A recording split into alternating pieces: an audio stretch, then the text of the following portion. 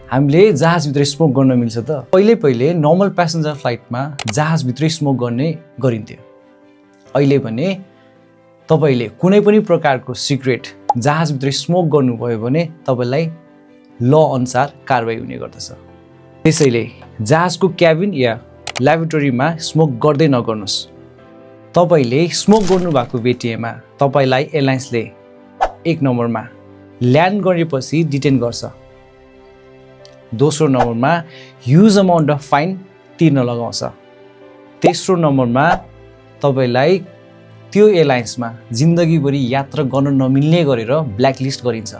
यदि तपाईले to way ticket लिएर यात्रा गरिराख्नु भएको थियो तर तपाईले पहिलो यात्रामै जहाजमै स्मोक गरिदिनु भयो भने तपाईको सेकेन्ड यानी बाँकी रहेको टिकट पनि सस्पेन्ड गरिन्छ।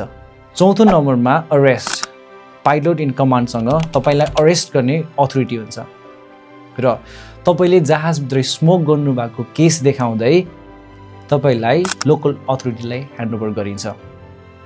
अन टप अफ द्याट तपाईको एक्टले एयरलाइन्सलाई पर्न गएको असरको पनि कुरा अगाडि बढाइन्छ र तपाईलाई त्यही अनुसार क्षतिपूर्ति तिर्न लगाइन्छ या कानुन अनुसार कारबाही गरिन्छ। त्यसैले स्मोक गर्नु परेमा एयरपोर्टको स्मोकिङ एरिया भनेर छुट्याएको डेजिग्नेटेड एरियामा मात्रै स्मोक गर्नु होला, किनभने जहाजभित्र मात्र नभई एयरपोर्टमा डेजिग्नेटेड एरिया बाहेक अरू ठाउँमा स्मोक गर्दा पनि कानुन अनुसार कारबाहीको दायरामा पर्न सकिन्छ। तपाई कति इम्पोर्टेन्ट रिजनले एक ठाउँदेखि अर्को ठाउँमा यात्रा गर्दै हुनुहुन्छ होला।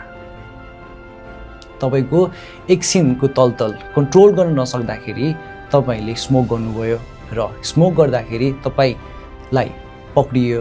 पक्रिसकेपछि तपाई लजास्पद हुनु पर्यो र साथसाथै तपाईले एयरलाइन्सले लगाएको प्रतिबन्ध पनि भोग्नु पर्यो। त्यसैले डेजिग्नेटेड एरियामा मात्रै स्मोक गर्नुस् है।